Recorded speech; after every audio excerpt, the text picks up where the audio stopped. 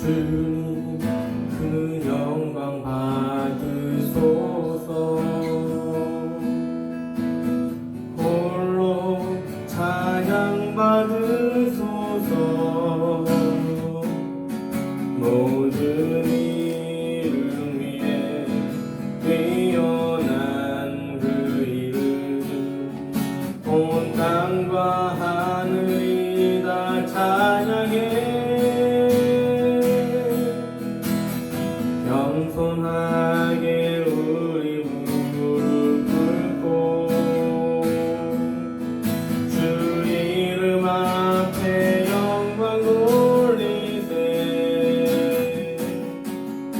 모두 절하세. 독생자 예수 주님께 찬양드리. 모든 영광과 존귀와 능력 받으소서. 받으소서. 모든 영광과 존귀와 능력 받으소서. 주님 받으소서. 그리스도 주는 살아계신 하나님. 이 시간 기도하기는 오늘 하루 주님의 뜻으로,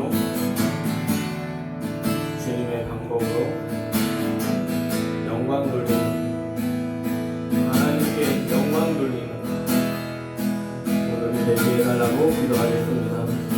하나님, 이 시간 말씀 앞에 섭니다. 그 말씀에 겸손하게 하여 주시고, 그 말씀은 우리를 향한 그 사명이 무엇인지 이 시간 깨달아 알게 하여 주시옵소서.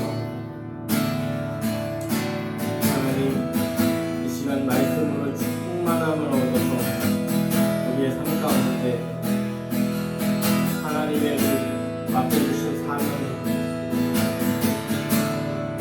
이루어지는 우리가 되게 하여 주시옵소서. 하나님께 함께하여 주실 줄 믿사옵고 우리를 구원하신 예수 그리스도 이름 안에서 기도드리옵나이다. 아멘.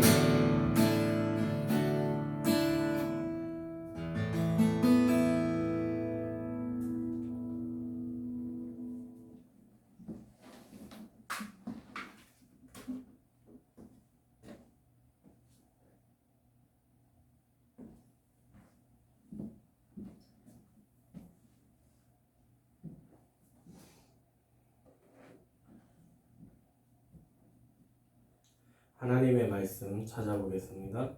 창세기입니다. 창세기 37장 2절로 5절 말씀, 구약성경 56면에 있습니다. 창세기 37장 2절로 5절 말씀입니다. 창세기 37장 2절로 5절 말씀, 야곱에 대한 이야기죠. 창세기 37장 2절로 5절 말씀 읽겠습니다.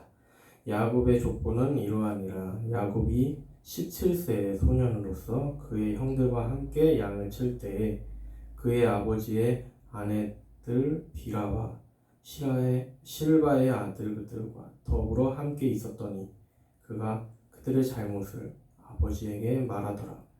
요셉은 노년에 얻은 아들이므로 이스라엘이 여러 아들들보다 그를 더 사랑하므로 그를 위하여 채색 옷을 지었더니 그의 형들이 아버지가 형들보다 그를 더 사랑함을 보고 그를 위하여 그에게 편안하게 말할 수 없었더라.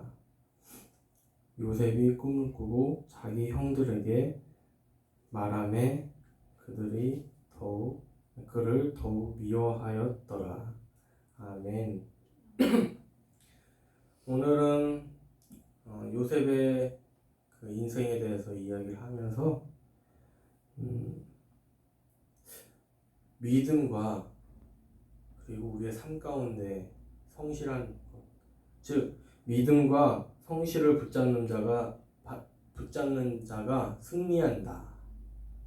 믿음과 성실을 붙잡는 자가 승리한다라는 제목으로 말씀을 전하려 합니다.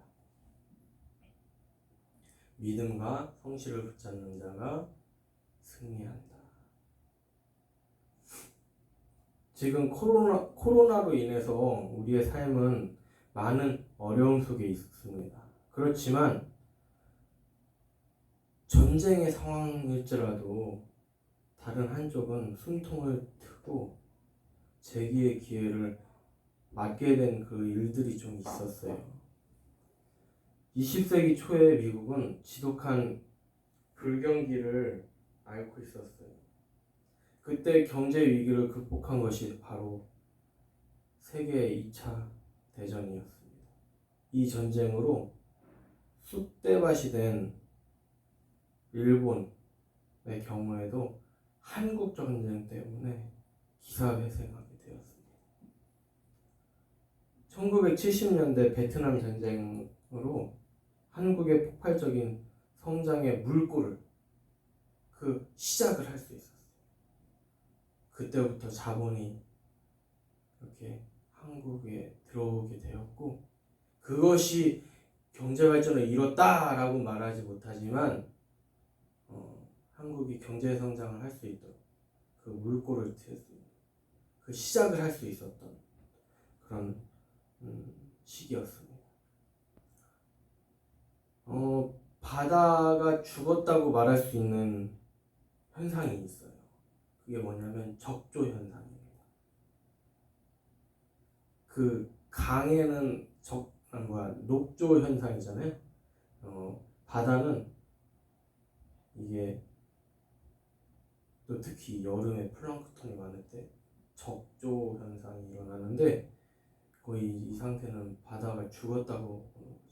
생태계가 이룰 수 없는 그런 상태인데, 이것을 해결하기 위해서는 강력한 태풍이 오면 올수록 해결할 수 있는 그런 기회가 주어진다고 합니다. 그렇듯이 세상에서는 이렇게 여러 가지 일이 일어나는 중에 좋은 일을 맞이하게 되면 이것을 행운이라고 합니다. 뜻밖의 기회를 잡는 것은 행운입니다. 전쟁이 일어난 것도 이렇게 그 속에서 좋은 거 발견한 것도 행운이다. 그렇게 세상에서는 말하지만 성경에서는 그때를 하나님의 때라고 합니다.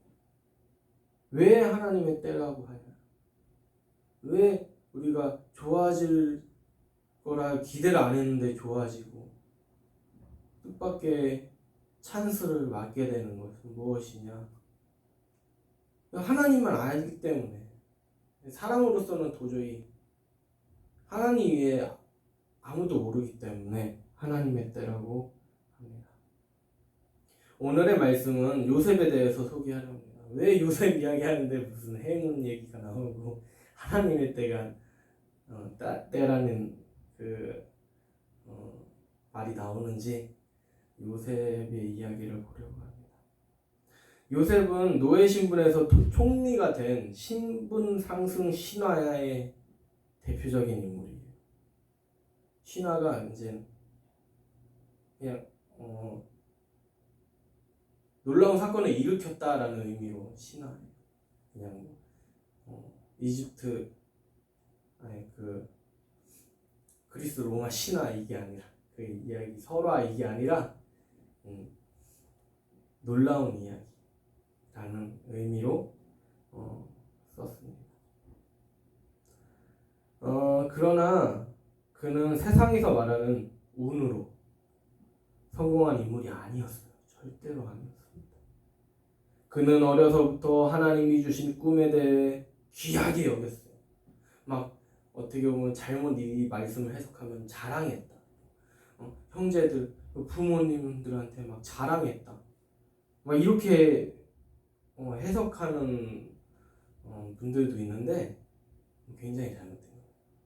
그 어린 나이 때 하나님 꿈꿨는데 막 어떻게 보면 징징거리고 말 수도 있잖아요. 근데 그 놀라운 것을 가족들에게 말하면서 그렇게 또렷이 말하는 경우는 이건 보통 총명한 게 아니에요.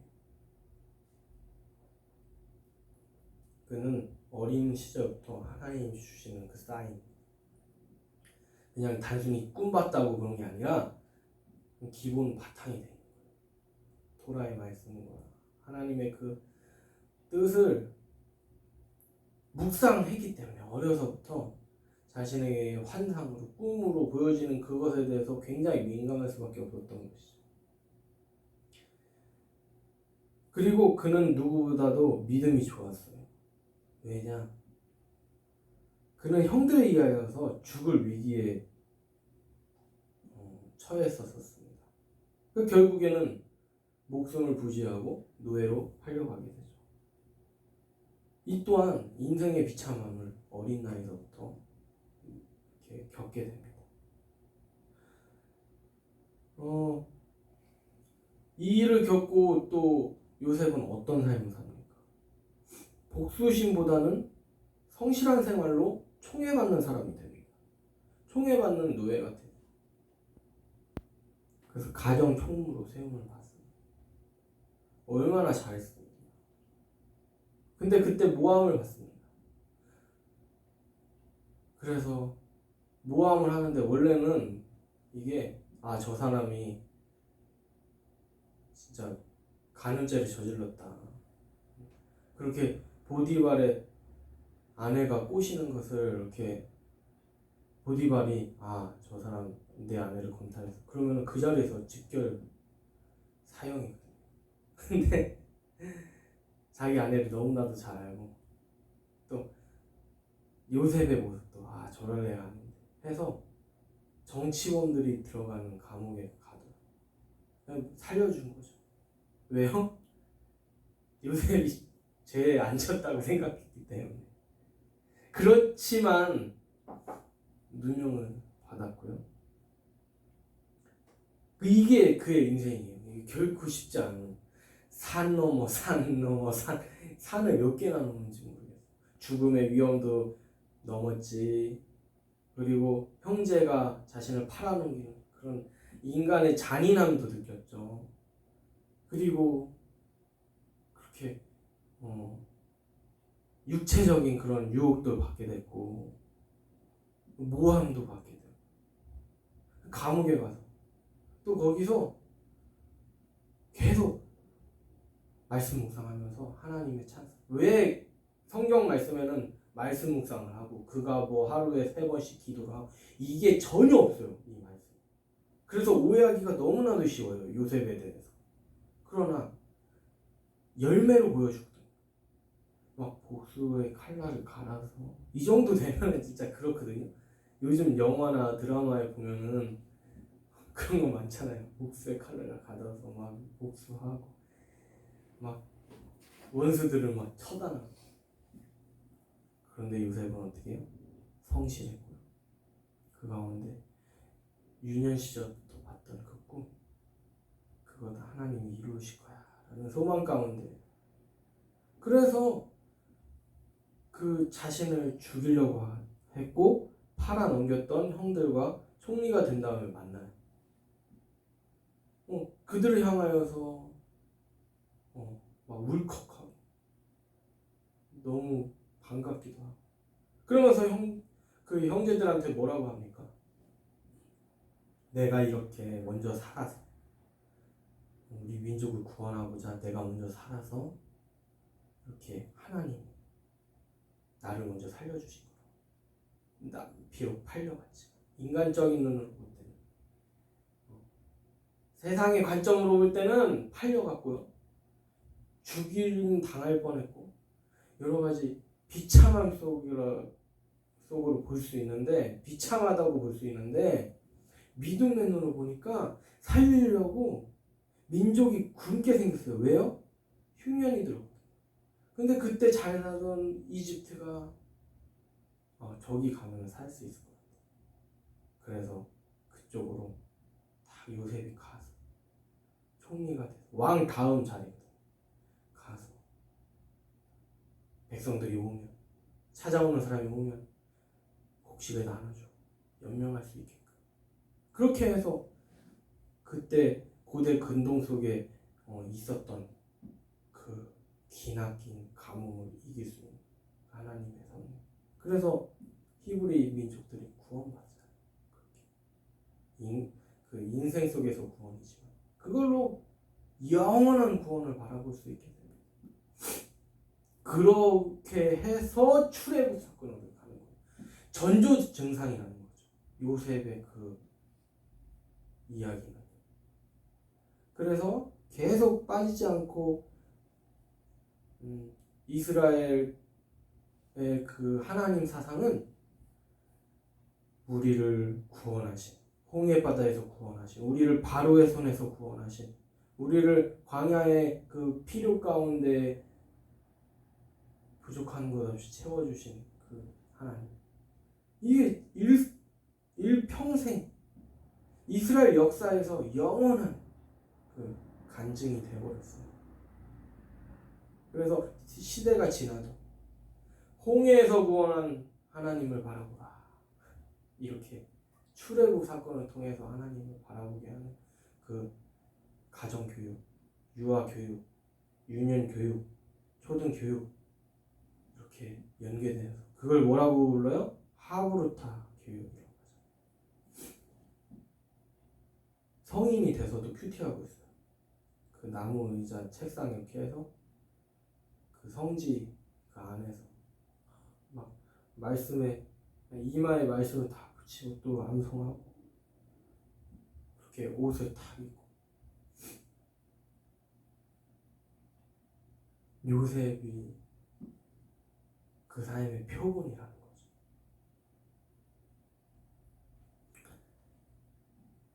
거죠. 요셉의 삶 결코 쉬운 것 아니었습니다. 우리의 상황도 동일하다 봤으면 좋겠어요.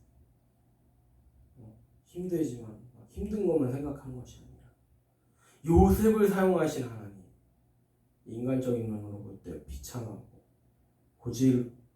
보잘것없는 인생이지만 영적인 눈으로 보면 하나님의 섭리예요. 우리를 구원하시고자 하는 그 하나님의 일하심이다 생각하기 원합니다.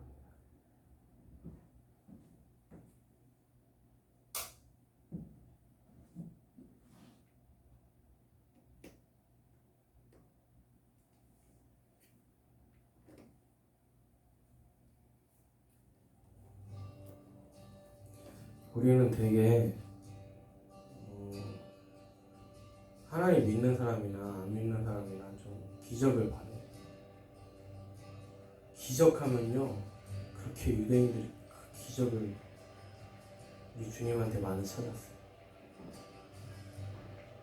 병도 살리시고요, 안진뱅이도 일으키시고 하늘의 신령한 은혜로운 말씀 그것도 전하셨는데 그것도 부족하다고 유대인은 또 기적을 내라 할 때 우리 주님은 분노하셨어요.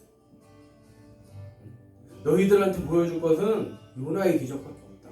지금까지 하나님이 선지자들을 보내주셔서 온갖 기적과 이적을 보여줘도 너희는 변하지 않아. 그렇듯이 우리의 마음은 한탕주의에 빠질 때가 너무나도 많이 있습니다. 만약에 일확천금을 우리가 쥐게 되면 이렇게 힘들지 않을 텐데, 이렇게 고단하지 않을 텐데, 더군다나 코로나 시대 때 얼마나 고단합니까? 물질적인 어려움, 직장에서의 어려움, 어디는 이런 상황이 막 사람들이 몰려드는 시기라 더 힘들고, 어디는 이런 상황이 사람들이 없어서 힘들고, 이런 혼란스러운 상황을 겪고 있습니다. 주님이 오늘도 말씀을 주셨어요. 요셉 이야기를 주셨어요. 결코 쉽지 않은 그 인생 속에서 하나님이 승리로 이끄신 것을 믿으며 우리도 이 삶 속에서 하나님이 어떻게 이뤄갈지 우리 각자에게 주어지는 그 사인이 다릅니다. 하나님, 이 말씀을 통해서 내가 하나님 앞에 어떻게 서야 하는지 이 시간 묻기 바랍니다. 하나님이 그것 가지고 기도할 때 네가 영적인 갈급함으로 나에게 나오는구나, 네가 나의 뜻을 바라보기 원하는구나, 너무 기뻐하시고, 그래서 그 하나님의 뜻으로 도전받아 우리 삶 속에서 그 말씀이 이루어질 때 또 영적인 기쁨 맛보는, 형용할 수 없는 기쁨 맛보는, 세상에서 줄 수 없는 기쁨 맛보는 우리 가족 되어서 하나님께 영광 돌리는 하루가 되게 해달라고 이 시간 기도하겠습니다. 하나님, 이 하루를 위해서 기도합니다.